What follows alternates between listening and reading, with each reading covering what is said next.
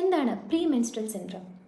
ആർത്തവ സമയത്തോ അതിനു മുമ്പോ സ്ത്രീകൾ അനുഭവപ്പെടുന്ന ശാരീരികവും മാനസികവുമായ ബുദ്ധിമുട്ടുകളെയോ പ്രശ്നങ്ങളെയോ ആണ് പ്രീ മെൻസ്ട്രൽ സിൻഡ്രോം എന്ന് പറയുന്നത്. ചില ആളുകളെ ഇത് കൂടുതൽ മാനസികമായിട്ടായിരിക്കും എഫക്റ്റ് ചെയ്തിട്ടുണ്ടാവുക.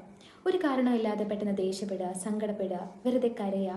എന്തിനാ കരയുന്നതെന്ന് വെച്ചിട്ടുണ്ടെങ്കിൽ ഒരു ഉത്തരം അവർക്ക് കൊടുക്കാനുണ്ടാവില്ല.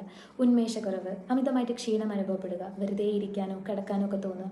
ഇവയൊക്കെ മാനസികമായിട്ട് സ്ത്രീകൾ അനുഭവപ്പെടുന്ന കുറച്ച് ബുദ്ധിമുട്ടുകളാണ്. മറ്റു ചില ആൾക്കാരിൽ ശാരീരികമായിട്ടുള്ള ബുദ്ധിമുട്ടുകൾ കൂടുതൽ എഫക്റ്റ് ചെയ്യുന്നു. അവർക്ക് ചിലപ്പോൾ അവരുടെ ഇമോഷൻ അല്ലെങ്കിൽ മെൻ്റൽ സ്റ്റാറ്റസ് ഒക്കെ അണ്ടർ കൺട്രോൾ ആക്കാൻ പറ്റിയെന്ന് വരാം. പക്ഷേ ശാരീരികമായിട്ടുള്ള ബുദ്ധിമുട്ടുകൾ അവരെ വീണ്ടും വീക്കാക്കുന്നു. ഭയങ്കരമായിട്ടുള്ള തലവേദന, ക്ഷീണം, വയറ്റിലെ സ്തംഭനം, വയറ്റിന് പോകുന്നത് ചിലപ്പം ഉറച്ചിട്ട് പോകാം അല്ലെങ്കിൽ ലൂസായിട്ട് പോകാം.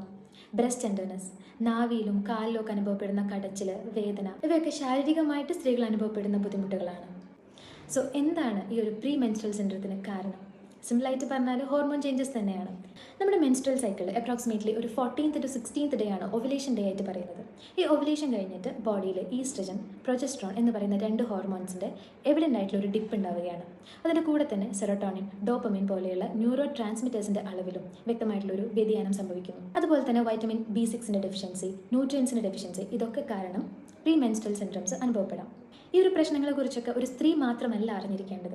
അവർ പലപ്പോഴും ഒരു ഫ്രണ്ട് സർക്കിളിലായിരിക്കാം, അല്ലെങ്കിൽ ഫാമിലി മെമ്പേഴ്സിൻ്റെ കൂടെ ആയിരിക്കാം, അവർ പാർട്ട്നേഴ്സിൻ്റെ കൂടെ ആയിരിക്കാം. സോ ആ ഒരു സമയത്താണ് ഈ തരത്തിലുള്ള ഇമോഷണലി ആൻഡ് ഫിസിക്കലി ആയിട്ടുള്ള ബുദ്ധിമുട്ടുകൾ അവർ പ്രകടമാക്കുന്നതെങ്കിൽ എന്തുകൊണ്ട് ഇങ്ങനെ ഒരു സിറ്റുവേഷൻ ഉണ്ടാകുന്നു, പ്രശ്നങ്ങൾ ഉണ്ടാകുന്നു, അതിനെങ്ങനെ നമുക്ക് കൺട്രോൾ ചെയ്യാമെന്ന് ഈ ഒരു ഗ്രൂപ്പ് ഓഫ് ആളുകളും അറിഞ്ഞിരിക്കേണ്ടത് അത്യാവശ്യമാണ്. ഹോർമോണൽ ബാലൻസിന് വേണ്ടിയിട്ട് ടാബ്ലറ്റ്സ്, മെഡിസിൻസ് എടുക്കുക എന്നൊക്കെ ഒരു ഓപ്ഷൻ ഉണ്ട്. പക്ഷേ അത് അത്രയും കൺട്രോൾ ചെയ്യാൻ പറ്റാത്ത സിറ്റുവേഷനിൽ, അല്ലെങ്കിൽ അത്രയും പീക്കായിട്ടുള്ള സിറ്റുവേഷനിൽ മാത്രം അങ്ങനെ ഒരു ഓപ്ഷൻസ് എടുക്കുക. മെഡിസിൻസോ കാര്യങ്ങളോ ഒന്നും ഇല്ലാതെ തന്നെ ലൈഫ് സ്റ്റൈലിൽ വരുന്ന കുറച്ച് മാറ്റങ്ങൾ കൊണ്ട് ഹോർമോണൽ ചേഞ്ചസിനെ, അതിലെ എഫക്റ്റിനെ നമുക്ക് കുറച്ച് കൊണ്ടുവരാം. ഈ പ്രീമെൻസ്ട്രൽ സിൻഡ്രോം കൺട്രോൾ ചെയ്യാൻ വേണ്ടിയിട്ട് നമ്മൾ ഡയറ്റിൽ ഇൻക്ലൂഡ് ചെയ്യേണ്ട കുറച്ച് ഫുഡ് ഐറ്റംസ്, നമ്മൾ ഡെയിലി റൂട്ടീനിൽ നമ്മൾ ഇൻക്ലൂഡ് ചെയ്യേണ്ട കുറച്ച് എക്സസൈസസ്, യോഗാസനങ്ങൾ, ഇതൊക്കെ നെക്സ്റ്റ് വീഡിയോയിൽ എക്സ്പ്ലെയിൻ ചെയ്യാം.